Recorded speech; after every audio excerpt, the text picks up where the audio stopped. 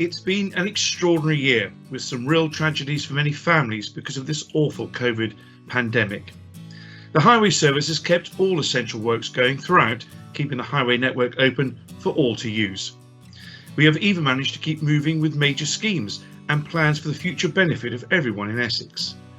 And we are now looking to transform our future for the better through the safer, greener, healthier measures we are introducing, firstly in some of our major towns. More to do, of course, but it's been a year of amazing effort.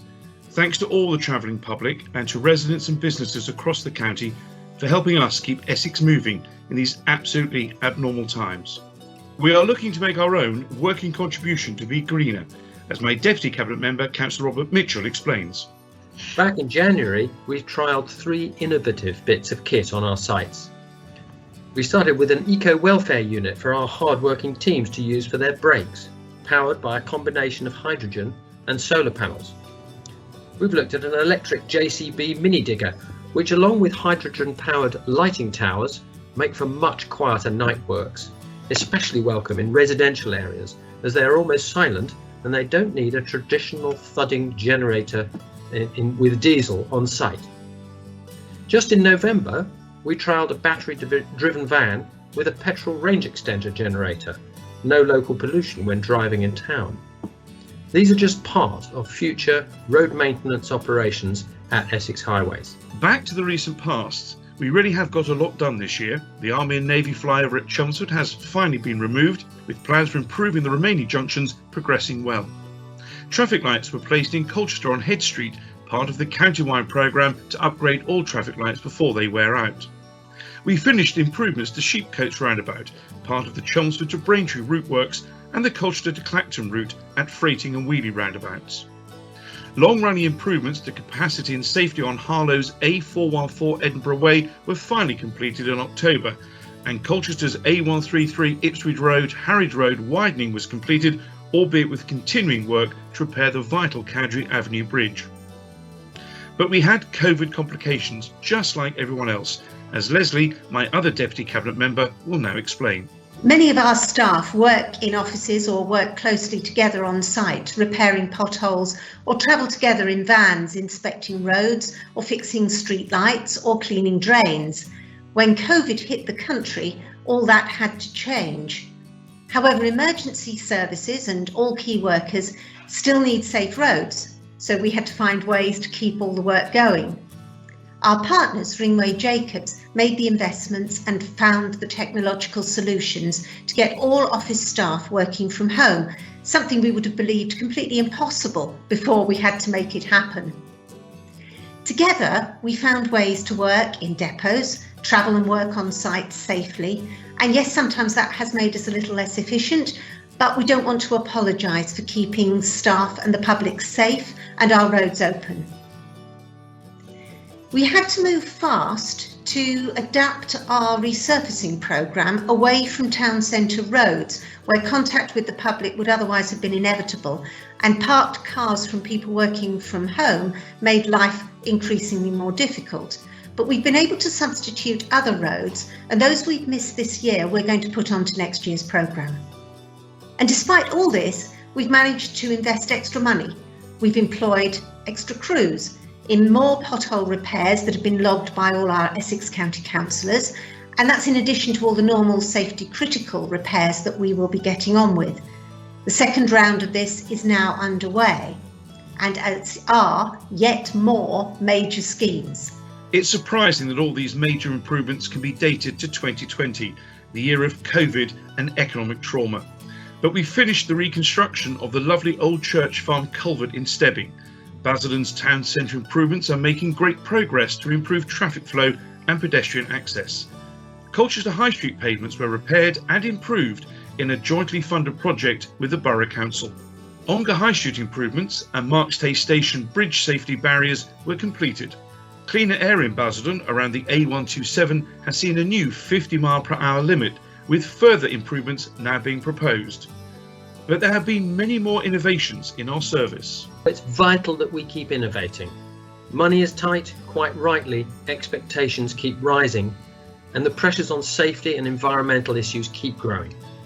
With our partners, Ringway Jacobs, we are helping to lead the industry response. And in May, we trialled roadquake temporary rumble strips, which are placed on the roads near roadworks, helping to slow vehicles travelling near the site. This significantly improves safety for both our workers and road users. In June, we trialled resurfacing with warm asphalt.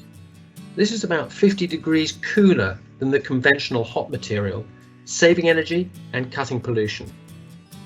In addition, it takes less time to cool, so the roads can be working again sooner. In September, our resurfacing contractors Eurovia introduced the walking floor conveyor, which loads stones into the paver machine horizontally, so removing the risks of tipper lorries striking overhead wires or bridges when they've tipped up.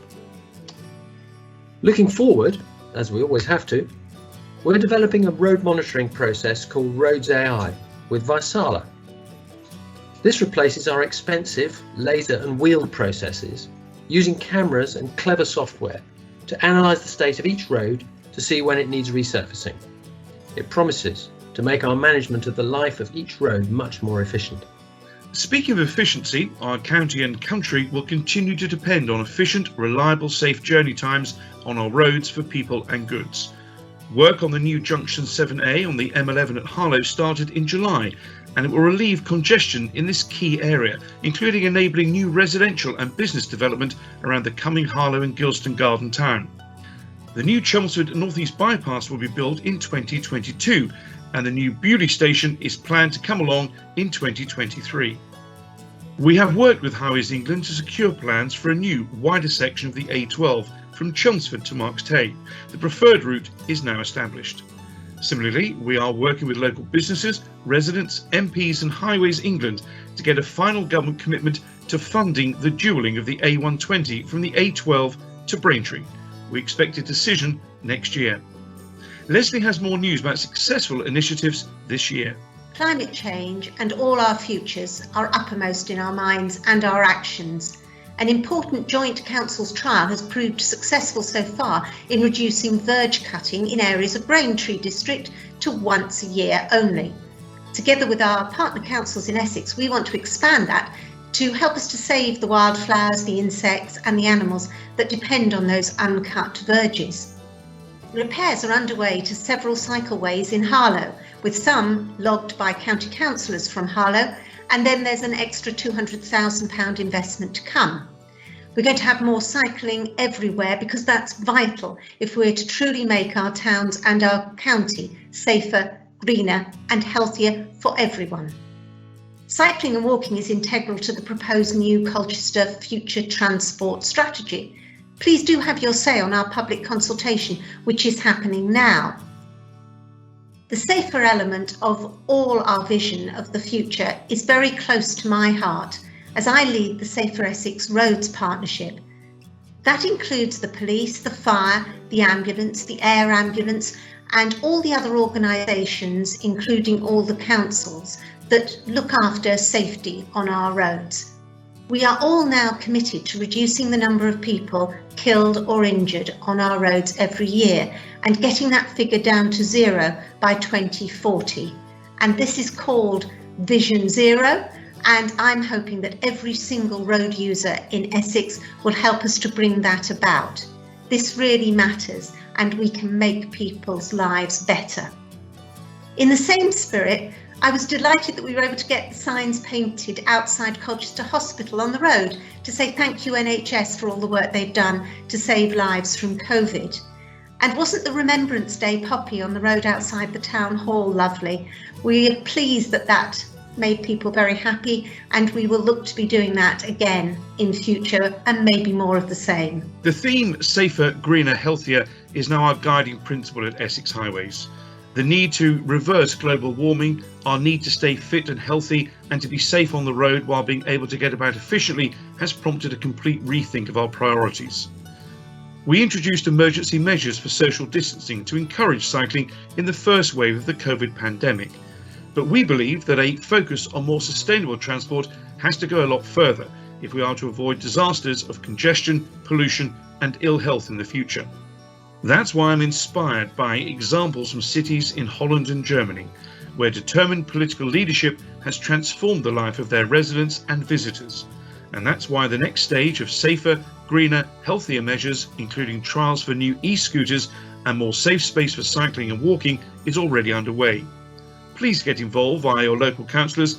Please check the plans so far on our website. It is a difficult balance, and there will be robust arguments and many changes to these plans as we go along.